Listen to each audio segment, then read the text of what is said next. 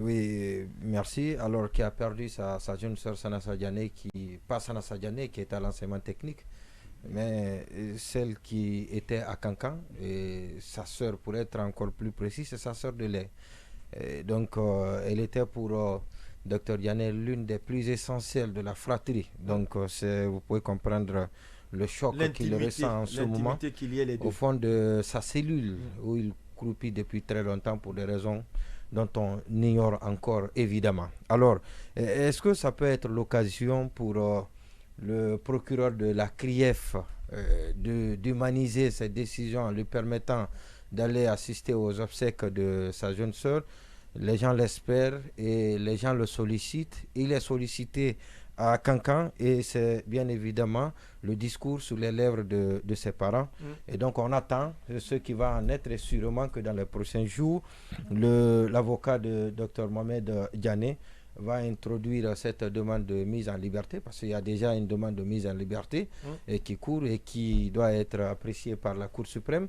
Et donc cette autre demande de mise en liberté ce serait certainement en route pour arriver sur la table du procureur spécial de la CRIEF. Pas du procureur, mais du magistrat, magistrat, donc du juge de la chambre. En tout cas, si ça a lituré, il ne faut pas s'attendre à un... Oui, non, c'est possible parce qu'il il a accepté de libérer beaucoup de personnes ces derniers temps. Alors l'autre chose, on va rester...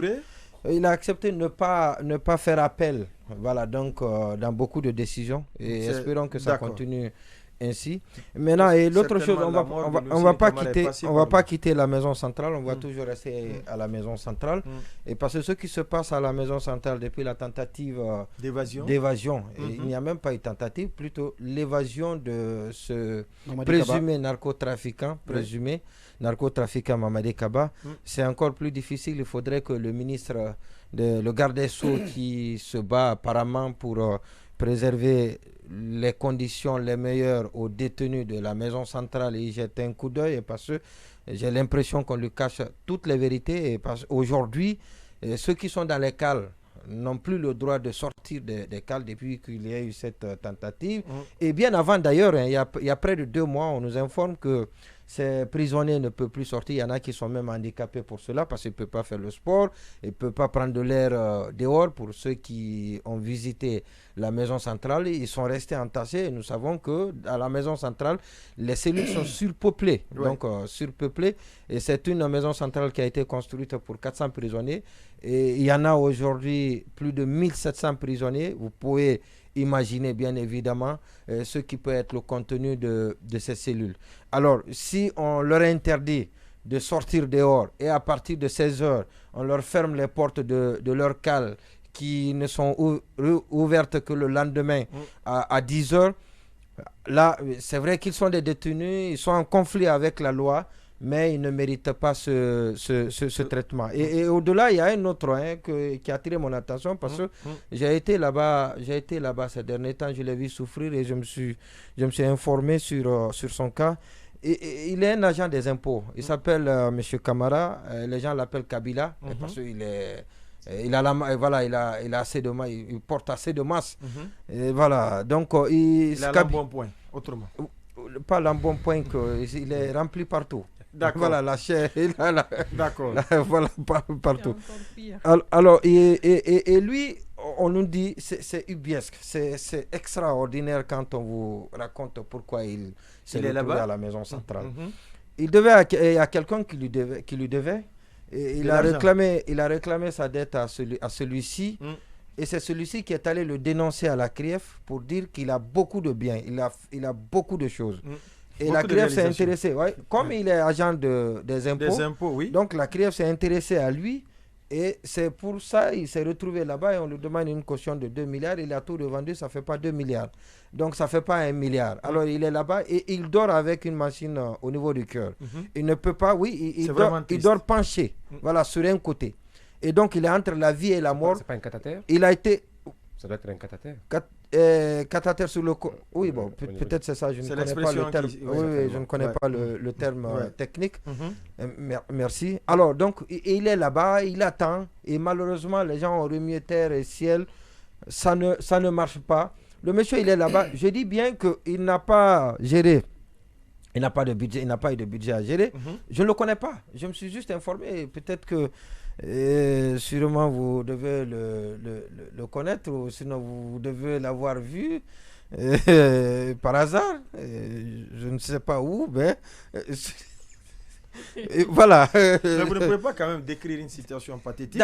Oui, c'est vrai. Excusez-moi. Parce que c'est important, ce que vous dites là, ça doit interpeller. Non, ça si doit on doit passer par des règlements de compte de ce type, c'est quand même grave. Quelqu'un qui n'a pas eu de budget, qui n'a pas eu de fonds à gérer, et puis on le reproche des choses, c'est extrêmement grave. C'est gravissime même. Non, je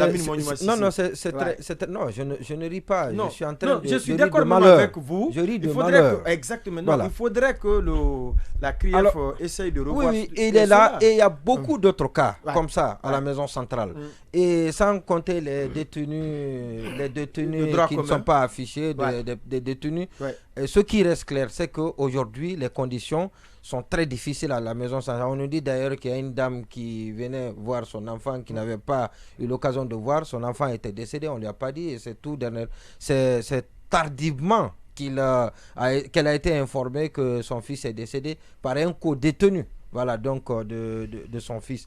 On est en train de récapituler tout ça et pour revenir ici, en faire un grand dossier, et parce qu'il le faut. Les projecteurs sont sur les grands détenus, c'est normal, mais il y a d'autres aussi qui sont en train de mourir à petit feu.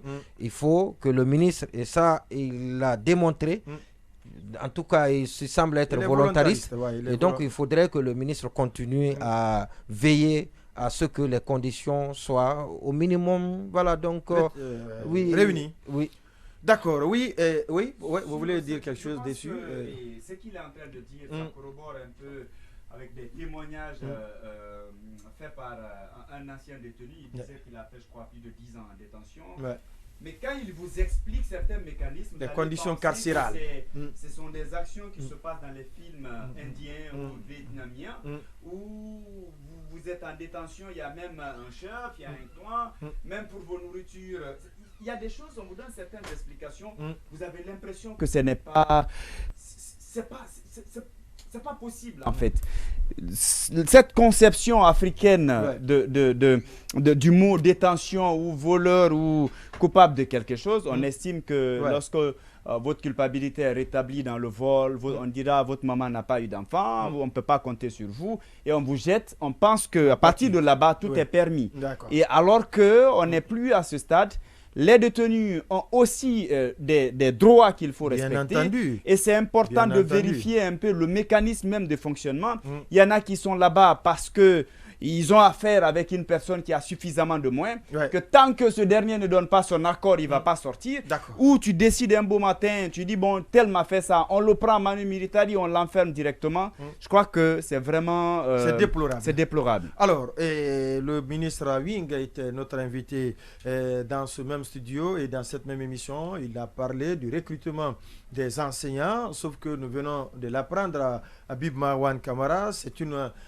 Il aura bel et bien le recrutement, mais sauf que la gestion de ce dossier sera faite maintenant par le département de l'administration du territoire et de la décentralisation.